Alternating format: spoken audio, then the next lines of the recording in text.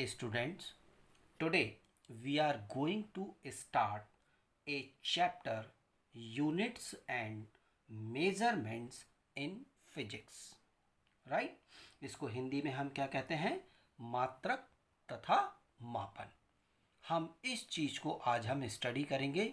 Units and measurements और मात्रक तथा मापन का हम अध्ययन करेंगे। तो इस चैप्टर को स्टार्ट करने से पहले राइट मैं इसमें एक हेडिंग लेता हूँ, एक पॉइंट डिस्कस करता हूँ, and this is need for measurement in physics. So our today's first heading is need for measurement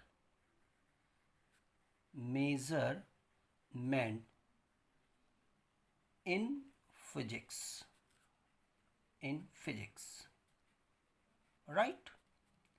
So student, before discussing this topic, need for measurement in physics, I would like to discuss first what is physics. ये physics आपके पास में क्या है, भौतिकी क्या है, हम इसका अध्ययन करते हैं। तो मेरा यहाँ फर्स्ट हेडिंग है physics, right. What is physics? तो फिजिक्स को हम लोग यहाँ पर डिफाइन करते हैं कि ये क्या है। तो स्टूडेंट आप यहाँ पर ध्यान दीजिए, this physics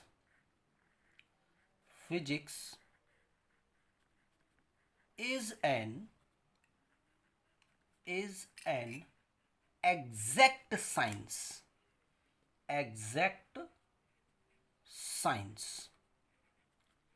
right.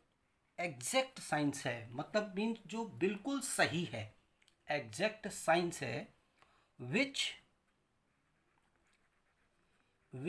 Gives an accurate knowledge,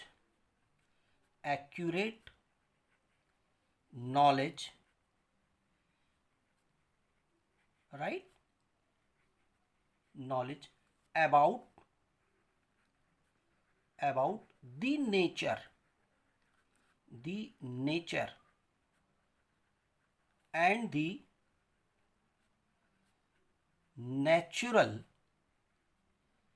natural phenomena,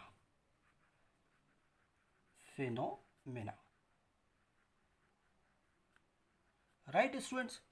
तो फिजिक्स को अगर हम डिफाइन करें कि व्हाट इज फिजिक्स, तो फिजिक्स जो है वो आपका it is an exact science है, बिल्कुल सही विज्ञान है, which gives an accurate knowledge, जो आपको कहना चाहिए एक्यूरेट यानी बिल्कुल सही ज्ञान देता है अबाउट दी नेचर, प्रकृति के बारे में, एंड दी नेचुरल फिनोमेना, और जो प्रकृति में घटित होने वाली घटनाएं हैं उनके बारे में ये क्या है, हमें इंफॉर्मेशन प्रोवाइड करता है। Now physics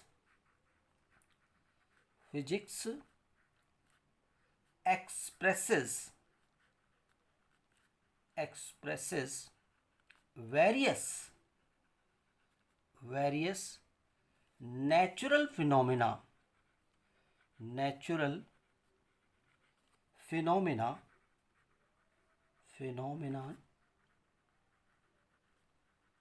in terms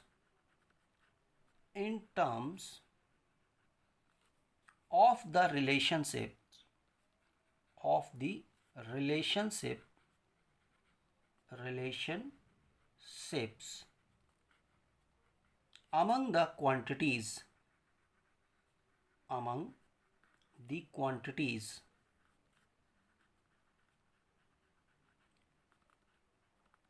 involved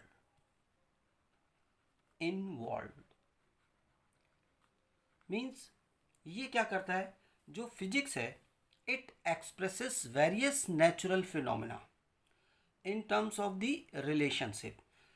nature में जो भी आपके प्राकृतिक घटनाएं घटित होती हैं उनको एक रिलेशनशिप, एक संबंध के रूप में प्रकट करता है अमंग द क्वांटिटीज इन्वॉल्व, यानी उसको व्यक्त करने के लिए जो आपकी राशियाँ इन्वॉल्व होती हैं, जो राशियाँ सम्मिलित होती हैं, उनके टर्म्स में एक संबंध को ये व्यक्त करता है। उदाहरण के लिए आप लोग जानते होंगे कि सपोज ये पृथ्वी है, इसको मैंने यहाँ दिखा दिया कि ये अर्थ है, राइट। अब इस अर्थ में मैं यहाँ मान लेता हूँ कि आपका कोई एक जो ऑब्जेक्ट जो है जिसका मास है m, वो यहाँ पर रखा हुआ है। ये है अर्थ, राइट, दिस इज अर्थ। और इस अर्थ के ऊपर एक आपके पास में ऑब्जेक्ट है, ये एक ऑब्जेक्ट है, इसका मास हमें मालूम है वो है m। तो अब आप यहाँ जानते हैं कि जो अर्थ है वो हर एक ऑब्जेक्ट को अपनी तरफ अट्रैक्ट करती है। तो ये जस्ट सपोज ये सेंटर है अर्थ का, तो ये जो अर्थ क्या करेगी, इस ऑब्जेक्ट को अपनी तरफ अट्रैक्ट करेगी by the force which is given by F is equal to mg, right. इसको हमने इस तरीके से रिप्रेजेंट कर दिया है। तो यहाँ पर आप देखिए क्या है, फिजिक्स जो इन्वॉल्व हो रही है वो क्या कह रही है, physics expresses various natural phenomena. तो यहाँ जो नेचुरल फिनोमिना है वो क्या है कि अर्थ हर एक ऑब्जेक्ट को अपनी तरफ अट्रैक्ट कर रही है, ठीक है, in terms of the relationship. Relationship कौन सी relationship, F is equal to जो फोर्स लगता है, अर्थ जो है किसी ऑब्जेक्ट को अपनी तरफ खींचती है, वो किस फोर्स से अट्रैक्ट करती है, F is equal to mg among the quantities involve. तो इसमें जो भी क्वांटिटी इन्वॉल्व होती हैं उनको ये एक रिलेशनशिप जो है, मैथमेटिकल रिलेशनशिप जो है वो ये रिप्रेजेंट करता है।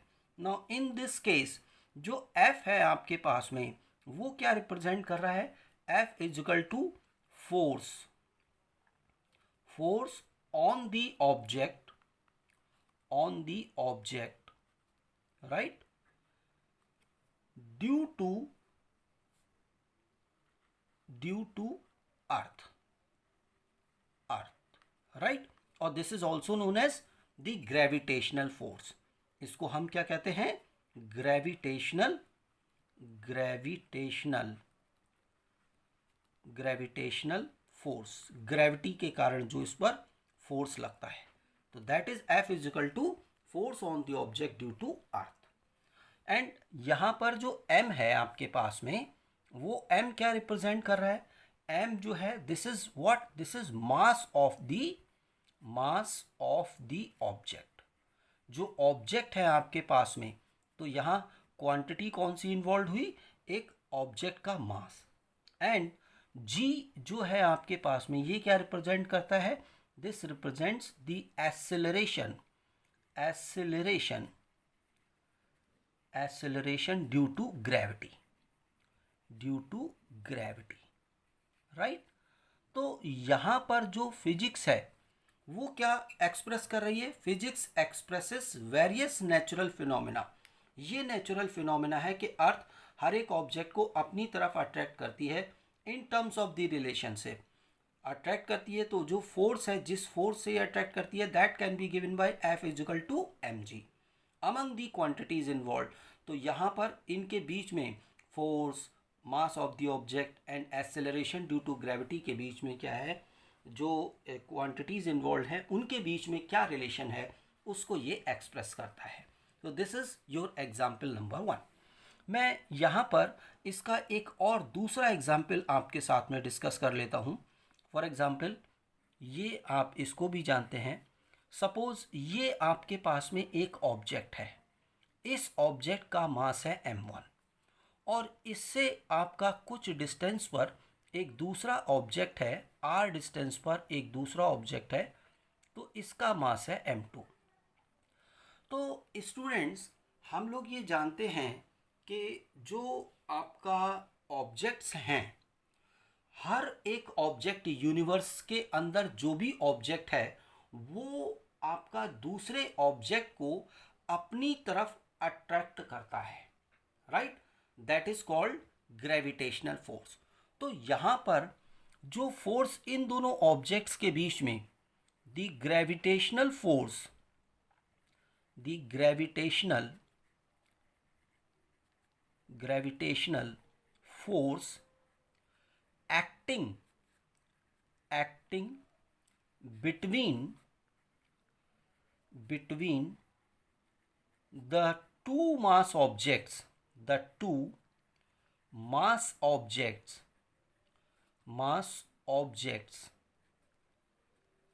राइट। मास ऑब्जेक्ट कौन कौन से हैं? m1 and m2, right. Placed at a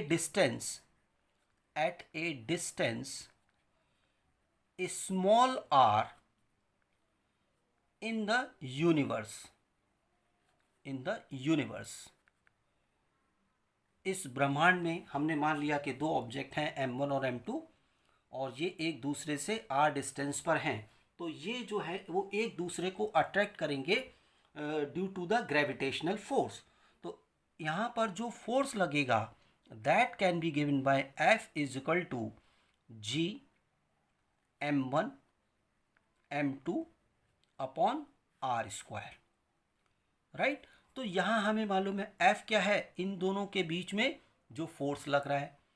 m1 क्या है, एक ऑब्जेक्ट का मास, m2 दूसरे ऑब्जेक्ट का मास, r इन दोनों के बीच की डिस्टेंस, और g जो है that is called gravitational constant.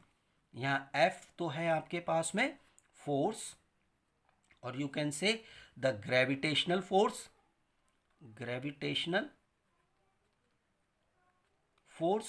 Right.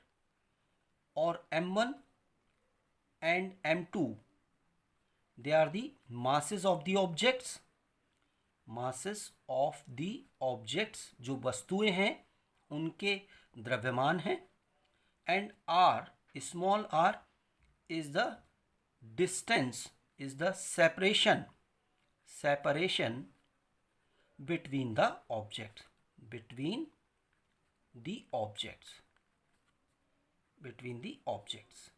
Right students. तो यहाँ पर अगर आप देखिए जो हमने क्या कहा है, फिजिक्स यहाँ पर इन्वॉल्व है। तो फिजिक्स क्या कर रही है, physics expresses various natural phenomena. तो ये जो आपके पास में यूनिवर्स के अंदर कोई भी दो ऑब्जेक्ट हैं उनके बीच में क्या है, एक ग्रेविटेशनल फोर्स लगेगा, तो वो एक नेचुरल फिनोमेना है। तो फिजिक्स क्या कर रही है, उस नेचुरल फिनोमेना को एक रिलेशनशिप के रूप में रिप्रेजेंट कर रही है, और वो रिलेशनशिप क्या है, this is F is equal to G m1 m2 upon r square. और ये रिलेशनशिप किनके बीच में है, अमंग दी क्वांटिटीज इन्वॉल्व, यानी यहाँ पर जो क्वांटिटीज इन्वॉल्व हो रही हैं उनके बीच में एक रिलेशनशिप को ये रिप्रेजेंट कर रहा है, right, that is your physics. तो आपके पास में ये एक बहुत ही इम्पोर्टेंट मतलब पॉइंट है, यहाँ हमें इसको ध्यान रखना है। नाउ स्टूडेंट्स, अब हम इसके आगे वाले पार्ट पर आते हैं, और वो आगे का पार्ट क्या कहता है, दी एग्जैक्टनेस, राइट, और accuracy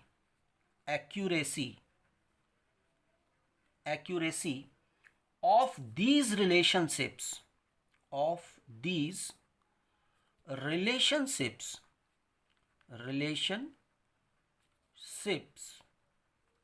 right, depends upon the measurement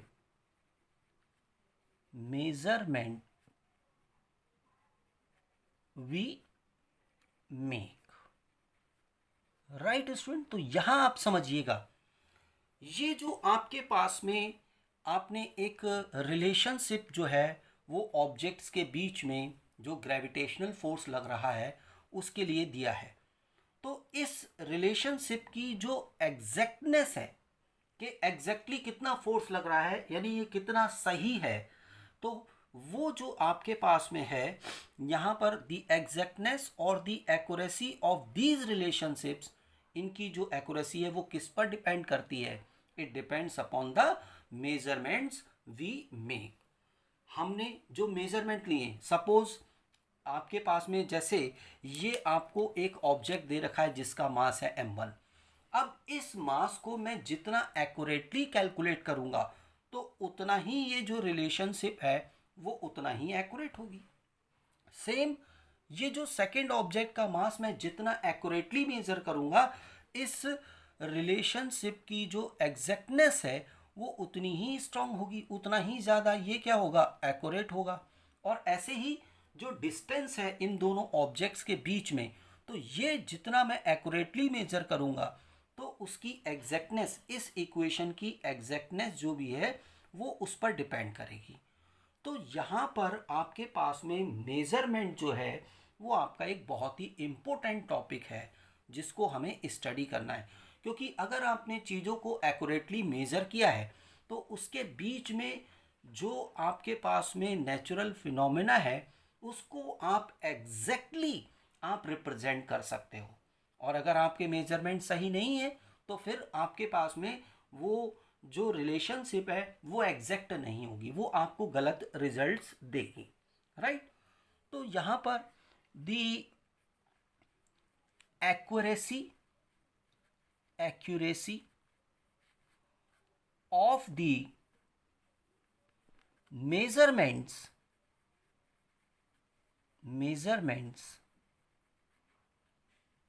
right, in turn depends on the accuracy of the measuring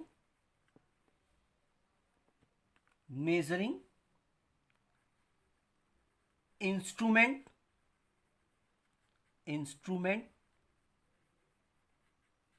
and techniques,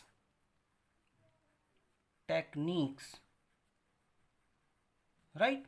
तो जो आपके पास में ये जो आप मेजरमेंट कर रहे हो, इसका मास आप मेजर कर रहे हो, ये मास आप मेजर कर रहे हो, और ये डिस्टेंस जो आप मेजर कर रहे हो, ये आपके पास में मेजरमेंट जो है they depends on the accuracy of the measuring instrument.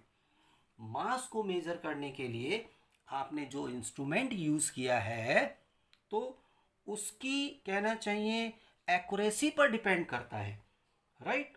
आपने डिस्टेंस को मेजर करने के लिए जो इंस्ट्रूमेंट यूज किया है तो यहाँ पर जो मेजरमेंट की एक्यूरेसी जो है वो उस इंस्ट्रूमेंट की एक्यूरेसी पर डिपेंड करती है, और आपने कौन सी टेक्निक्स को फॉलो किया है तो उस पर भी ये डिपेंड करती हैं, राइट। तो यहाँ पर फॉर एग्जाम्पल आप ये कह सकते हो, for example to measure the mass of the object we require हमें क्या क्या चाहिए। एक सिंपल वे में अगर हम देखें तो एक बैलेंस चाहिए जिसको हम तराजू कहते हैं, ठीक है, एंड वेट्स चाहिए। जैसे हमें मास, ये एक ऑब्जेक्ट है, इसका मास हमें मेज़र करना है तो हमें क्या करते हैं, हमें एक बैलेंस चाहिए। बैलेंस इस तरीके से ही होता है, तराजू जो है आपके पास में, राइट, ये हमें चाहिए। और इसको मेज़र करने के लिए जो वेट्स होते हैं, जैसे 1 किलोग्राम है, 2 किलोग्राम है, 3 किलोग्राम के जो वेट्स हैं उन वेट्स की हमें रिक्वायरमेंट होती है। तो ये हम इनको यूज़ करते हैं, जैसे ये किलोग्राम में दे रखा है, राइट। तो जो यहाँ पर हमें इन चीज़ों को ध्यान रखना है कि ये जितना एक्यूरेट होंगे इंस्ट्रूमेंट्स उतने ही हमारे पास में मेज़रमेंट्स जो है वो आपके पास में एक्यूरेट आएंगे, उनकी एक्यूरेसी ज़्यादा होगी। और जब ये एक्यूरेसी मेज़रमेंट्स की ज़्यादा होगी तो जो आपके पास में रिलेशनशिप है, ठीक है, जिसके थ्रू हम एक नेचुरल फिनोमिना को रिप्रेजेंट कर रहे हैं, वो उसकी भी एक्यूरेसी क्या है, इंक्रीज कर जाएगी, राइट स्टूडेंट।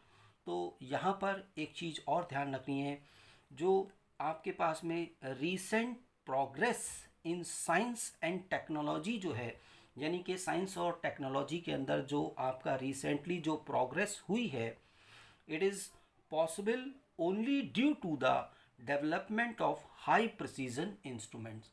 यानी कि हम आज साइंस और टेक्नोलॉजी के अंदर जो प्रोग्रेस है वो आपका किसके द्वारा ये पॉसिबल हुई है? हाँ, ये पॉसिबल है उन इंस्ट्रूमेंट्स के द्वारा, high precision high accuracy instruments के द्वारा, कि वहाँ पर हम किसी भी फिजिकल क्वांटिटी को एक्यूरेटली मेजर कर सकते हैं, राइट। आज के टाइम पर स्टूडेंट्स हम लोग एक इलेक्ट्रॉन के मास को भी हम मेज़र कर सकते हैं। एक बहुत ही छोटा सा मास है, आप जानते हैं इलेक्ट्रॉन का मास क्या होता है, this is equal to 9.1 into 10⁻31 kilogram. यानी आप सोचिए कि हम 10⁻31 किलोग्राम के एक इलेक्ट्रॉन का मास हम मेज़र कर सकते हैं, और हम यूनिवर्स का मास भी हम जो है वो मेज़र कर सकते हैं। This is only you can say this is possible only because of the development of high precision instruments। तो ये इंस्ट्रूमेंट जो मेजरिंग इंस्ट्रूमेंट्स हैं उनके लिए बहुत ज़्यादा इम्पोर्टेंट है, राइट स्टूडेंट। तो मैं इसको आज के लेक्चर को मैं यहीं तक रखता हूँ, कल मैं इसके आगे कंटिन्यू करूँगा। Thank you student, thank you very much. आप इस सारे लेक्चर को अपनी नोटबुक में नोट कर लीजिएगा। जैसे जैसे हम आगे बढ़ेंगे तो आपके सब्जेक्ट्स के कंटेंट भी आपके बढ़ते जाएंगे। Thank you student, thank you very much.